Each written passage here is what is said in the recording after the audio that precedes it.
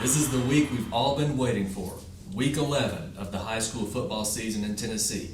It's the end of the regular season, but in a way, it's also the start of the postseason. Teams wondering where they will go, who they will play for the first round, all of that will be answered this Friday night. We'll dive right in. Jeff Birchfield, Andrew Smith, Brian Woodson, and myself, JD Vaughn, your sports editor. We'll get to the action in just a minute, but first, a word from our loyal sponsor, Lazy J Farms Old Fashioned Butcher Shop. Lazy J Farms has been raising the finest cattle and all-natural pork for 3 generations on the family farm in Fall Branch. Their blonde Aquitaine herd offers a leaner, healthier, and more tasteful beef. And the butcher shop is local, farm to table, and 100% authentic. This is the way your grandfather shot for me, with steaks cut to order, quality assured, and ready to ship to your door. Open Thursday through Saturday on Bloomingdale Road in Kingsport. Come see us. Well, guys, this is it. It all comes down to this week. You know, for some teams, it's a chance to just finish strong in a disappointing year. For others, it's a chance to solidify their supremacy.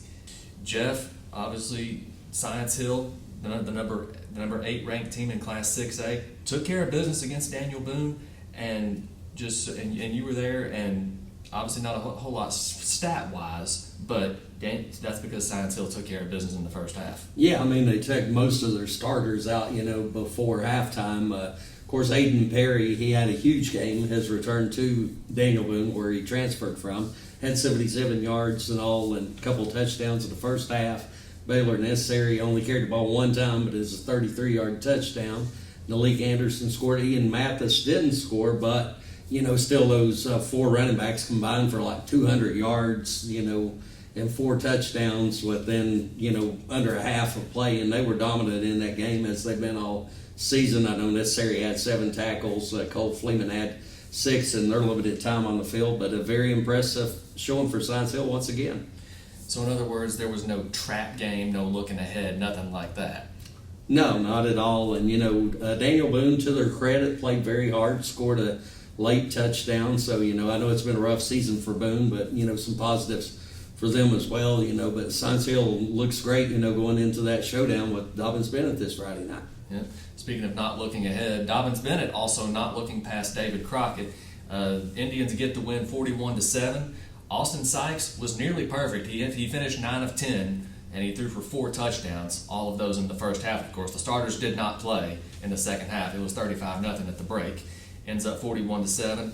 None of his passes touched the ground. The only pass he didn't complete was an interception to Marquise Carrier of David Crockett, his 4th of the season, after, of course, missing his freshman year with an ACL injury. Tegan Begley goes for a $130 and a touchdown. Dylan Murray, once again a senior, scores the opening touchdown. Second straight week he's done that after having no touchdown catches this year prior to last week. Rome Pruitt catches a deep ball from Austin Sykes for another touchdown. Jalen Thomas catches a little quick out. Peyton Franklin catches a fade route.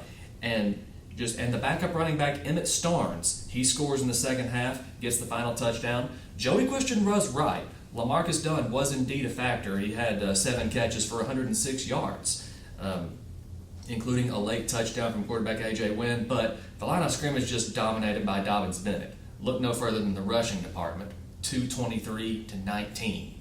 So, no trap game. Now Jeff, Science Hill, and Dobyns-Bennett can both look ahead to this week's game at ETSU, and we will get to that in just a minute. But Andrew, you were also at ETSU, speaking of that, for the Clash for Compassion this past week, a couple of Carter County games.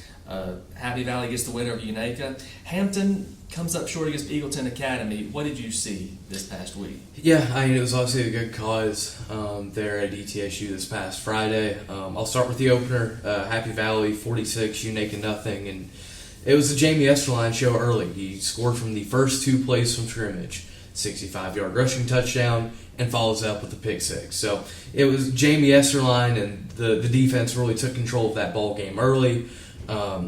It's just a very comfortable win for Happy Valley. Back-to-back shutouts for their defense now. Very impressive stuff from the Warriors. But the big game of the night was Eagleton and Hampton. A little bit of a damper got put on it somewhat early. Hampton quarterback Max Wilson went down with a knee injury.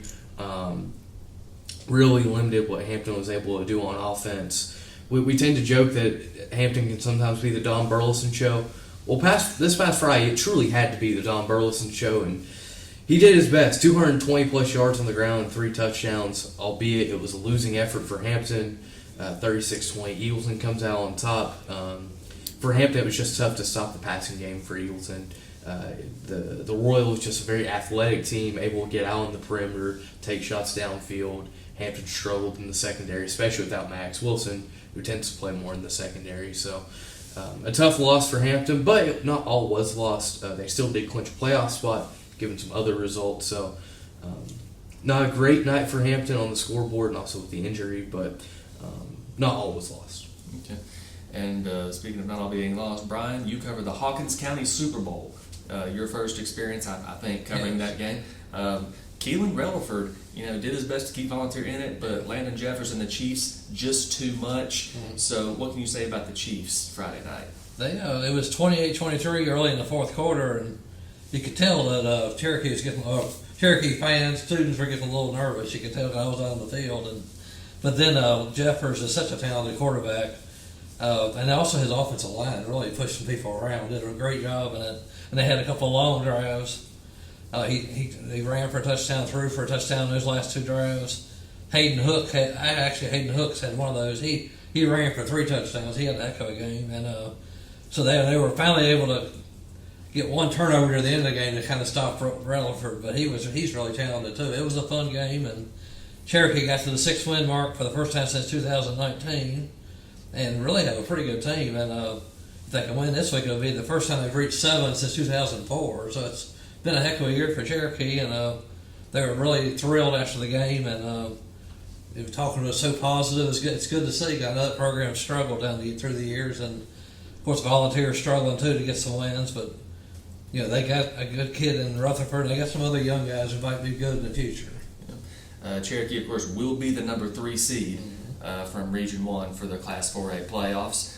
Cherokee's first playoff berth in 5 years, no less. Yeah. So the playoff drought comes to an end. Just a great year for the Chiefs. Unicoi County played twice in a 4-day stretch, I believe, and they get a pair of shutout wins. Jeff, just the Blue Devils kind of rolling right now.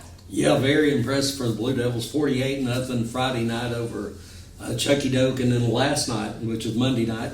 They ended up beating Hancock County 49-0, a makeup game from earlier in the season where they had the no contest against Happy Valley. Starters looked great in the little bit of time they played. Kobe Jones is always right on target, their quarterback. Coda Cutlup with the touchdown reception. Very first offensive play from scrimmage. I know Branson Saltz takes it 81 yards and goes to the house, as they say, and then the backups look very good too, especially Gunnar Peterson, that backup quarterback. He was on target. Brendan Hyder, another game where he come up with a big catch or two. So Unicoi County got a lot of things accomplished last night. They got that extra win, which they thought they might need. Ended up they didn't because Johnson County lost to Holston like last week. But they got that extra win, the extra game, got a nice little tune-up for the Johnson County game, and got their starters rested, got out of there with no one hurt. Yep. Speaking of tune-ups, Tennessee High getting ready for the postseason coming up. How about the Vikings? 5 straight wins, 7-2 overall record. Tennessee High this week takes care of West Ridge 37-14. Trent Dowdell goes for 132 yards, 2 touchdowns, makes 5 tackles on defense. Elijah Plumbar, 65 yards, 2 touchdowns, and the quarterback Turner Elliott, or at least the part-time quarterback Turner Elliott, 71 yards and a touchdown. The Vikings defense holds West Ridge to 143 yards total. So just that Viking defense getting it done. West Ridge got 61 yards from Sam Perry, 81 passing from Trey Frazier. Ethan Amix and Frazier, they both run for touchdowns, but it's too little too late. And maybe a little rivalry developing here between Tennessee High and West Ridge. West Ridge, obviously the new school, so it's got to take some time to develop, but maybe some carryover there from the previous Sullivan County schools. Andrew, of course, Twin Springs goes to Hancock County, gets the win. But for the first time in a decade, Cloudland will not be home for the first round. Yeah, it feels weird to think about. Cloudland known as this powerhouse in single A, and they fall yet again. North Green 24, Cloudland 22. Cloudland had a 5-game win streak in that series up until Friday night. And it was just a battle of the running backs, really, up on top of the Roan. hard to expect otherwise, especially from Cloudland. Grayson Cole, 220 yards and 3 scores. Yeshua Vaughn from North Green, 91 yards and a couple of touchdowns, including the one that ended up being the game winner there with 5 minutes to go in the fourth quarter. So big win for North Green. Sets up a interesting spot for the Landers, having to go on the road in the first round. And you mentioned Twin Springs. They took care of Hancock County there on Friday before they had to go play Unicoi. Did Hancock County. Bryce Parks, 3 first-half touchdowns, really kind of settled things early for the Titans. And a big win for them. They will build a little bit of momentum here at the end of the season. Yeah. Speaking of Southwest Virginia, Brian, a couple of King teams. Gate City celebrates homecoming with a 55-14 win over John Battle. 3 interceptions for Keegan Light, of course, and Walker Hillman Show. Rye Cove, a thrilling win, 40-39. So just a lot of Gate City gets the blowout win, but Rye Cove, my gosh, what a game up there. I thought Shohei would give them a game. Shohei's got some talent, and they just, like I said, it's the schedule this year. I said last week it's been really tough, and this is another one of those games. And Landon Lane kind of put him on his shoulders, scored 5 touchdowns, accounted for 5 touchdowns, and but Shohei was right there, and they had to stop the 2-point conversion with 4 seconds to go. I believe to stop them, or Racco would have gone down for the first time this year.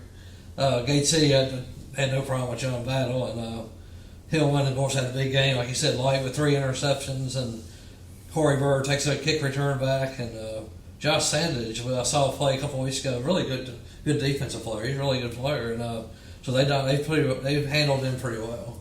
Yeah. And that was week 10 of the high school football season, and we'll get to week 11 in just a minute. But right now, let's hear a word from our sponsor, Lazy J Farms Old Fashioned Butcher Shop. The Lazy J Farms tailgate box offers great value all season long. Get 40 pounds of meat for only $116.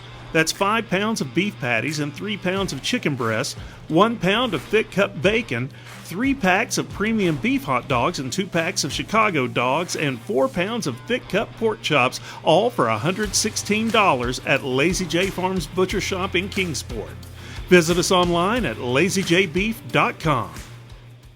Week 11, guys, we got 3 games this week that are essentially one-game showdowns for Region 1 championships. And we're going to start with, well, the obvious one, our Six Rivers Media game of the week, Dobyns-Bennett, Science Hill at William B. Green Jr. Stadium at ETSU. This game will determine the Region 1 6A champion. Jeff, just how excited are you? I'm super excited about this one. I mean, 2 very talented football teams. We've been talking all year just how well Science Hill's been playing. They're, 3 seconds from being undefeated. I mean, they almost beat Maryville. They've just had a fantastic year. Baylor Necessary's just been playing out of this world, arguably the best player this end of the state for sure. And then we've had, Spencer Taylor, their quarterback's really coming along. They've got some great receivers there with Stephen Famoyan and Carter Nelson. Some other guys, the tight end who's going to Colorado, Corbin Lasore, he's really become a big part of the offense. But on the other side, I mean, Dobyns-Bennett's got a lot of talent as well, with Austin Sykes and Tegan Bagley, and definitely can't forget Peyton Franklin, who's a lot like Necessary, really a force on both sides of the ball. They see this as what you play for all season long, chance to play for a championship and big rivalry game. So just overall thoughts about that. It can't get any better than this. I mean, it really can't. It's this game has been the most exciting game since I've been coaching football for me and our coaching staff and also our kids here in Kingsport and Johnson City. This is important to both cities, but we've had some wonderful games going all the way back to 2012 when we lost a nail biter over there, when probably the best experience I've ever had in football. Had over 10,000 people in J. Fred. This year is going to be outstanding. We're getting ready to go to ETSU, and hopefully we can make this like no other game around. We're hoping we get a lot of fans out here, and hoping it's a conference championship and 2 good football teams, 2 good programs. You're going to have the bands out there. You're going to have a lot of people coming just so it's because it's ETSU. So I think it's going to be a great thing for everyone. One thing Joey Christian told me about this week, keep your eye on number 6 at all times. They're game plan has to involve scheming around Baylor necessary because, well, he's going to be everywhere just like he's been all season, doing just about everything for Science Hill. For Joey Christian, a former ETSU Buccaneer himself who played on that old hard turf at the Mini-Dome. This game, of course, special to him, and it also can be special for Dobyns-Bennett if they want to get back on the winning side and win that region championship. I think some of those coaches that Stacy's hired is making him soft, and they're toughening him up. I think the Becks and the Haneys and the Joneses, and the Nelsons, all those guys are old linemen, and they're definitely running about. But why would you? Aiden Perry and Baylor Necessary and Ian Mathis and Nalik. Henderson. What is his name? Nalik. What did you say? Anderson. Yeah, Nalik Anderson. Golly, those guys are phenomenal. There's not, we like our running backs, but there's not a school there's not a school in this side of, this side of Knoxville that wouldn't take any one of them. They're extremely talented, fast, run with balance, power, speed. They got it all. So all four of those guys are very, very good. Peyton Franklin gets all the publicity and all the notoriety, and he should. That is so deserving. But then when you look at, Devin Murdoch has improved as the seasons went along, and then Parker DeFord has come on. When Parker just being there and not missing practices and things like that has really made him. He's really come on. He's really helped us. He's a powerful speed guy, plays with a lot of energy. And then, the guys up front, you can't say enough about them, how we've had to rotate so many offensive linemen in there at different spots. We've got Braylon Few back finally. We got Eli DePue back last week. So, we're finally getting healthy. We got some guys there. Kosai Steele has played his tail off all year for us. And then Ty Thomas, who was hurt and missed, spring, summer, and all of camp and all that, and really wasn't really cleared until the Greenville week of games. It took him a long time, but he's come on as well. So those guys they've progressed well. Really proud of our defensive coaches.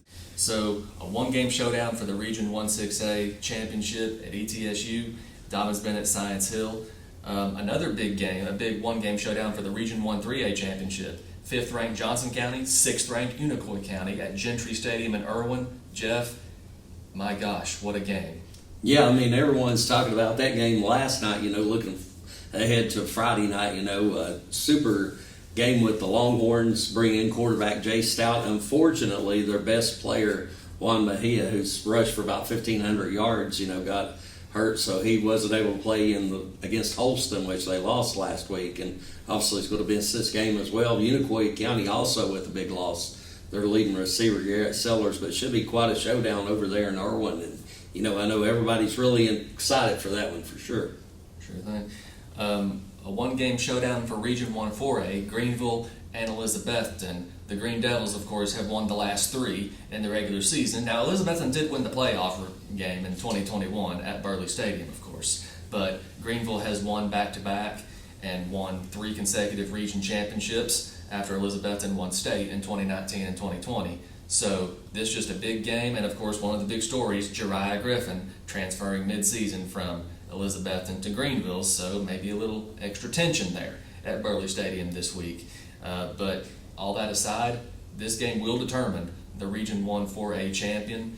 Not surprisingly, it's been that way ever since these teams joined the same conference back in 2017. So, and speaking of Carter County, Andrew, Hampton, Happy Valley, both on the road. Cloudland on the road, but in county at Unaka. Yeah, big weekend in the county. Start with Hampton. They hoping to pull off the upset at South Green. South Green already locked into the 1 seed of Region 1-2A, regardless of what happens in that game, due to them holding the tiebreaker over Happy Valley. But I know for South Green, this is a game, this is a rivalry that has really been ignited over the past handful of years. Certainly with that game being at South Green, looking to protect home field and carry momentum to the postseason. Happy Valley locked into that 2 seed, as I mentioned before, but really just trying to carry a lot of momentum into the postseason with this game against West Green.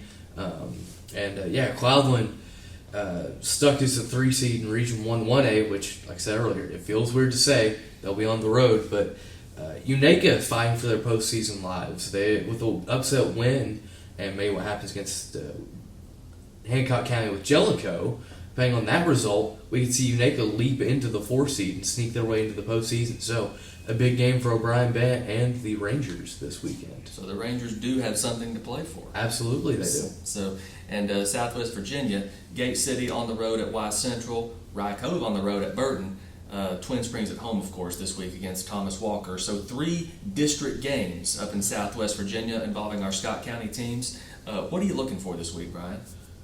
Well, Gate City last week was fifth in the rankings. Now they dropped to 6 in Region 2D, so they need to get a big win of Y Central. Y Central's won 2 games this year, and they've been struggling. So Gate City's just unleash Hillman again and see what happens, and their quarterback, and see what they can do there. They shouldn't have any problem. You never know up on the hill there in Wise. It gets cold up there. So Gate City and Burton.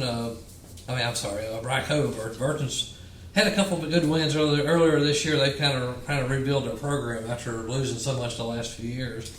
But Rye Cove probably got a little wake up call last week. They got to play all the way to the end, so they should be okay there. And then Twin Springs they've got a chance to. I don't know if they can sneak into the playoffs. So if they can win a couple games here at the end of the year, they're going to end up having a good record. And Thomas Walker actually is on the playoff run, so that'll be a big game there for both teams. So where will you go? Who will you play? You'll probably find out after this week in Northeast Tennessee anyway. Southwest Virginia, of course, the following week. They're a week behind Tennessee, but a lot of questions going to be answered this week. That'll wrap us up for the 11th episode of the Six Rivers Media Sports Huddle. Lazy J Farms has been raising the finest cattle in all-natural pork for 3 generations. Our blonde Aquitaine herd offers a leaner, healthier, and more tasteful beef that ships from our store directly to your freezer. This is the way your grandfather shot for meat, only now we wrap it, seal it, and send it right to your door. We have plenty of options to pick from, and they're all fresh and natural. Just visit our website at lazyjbeef.com and choose your package. We'll get it straight to you.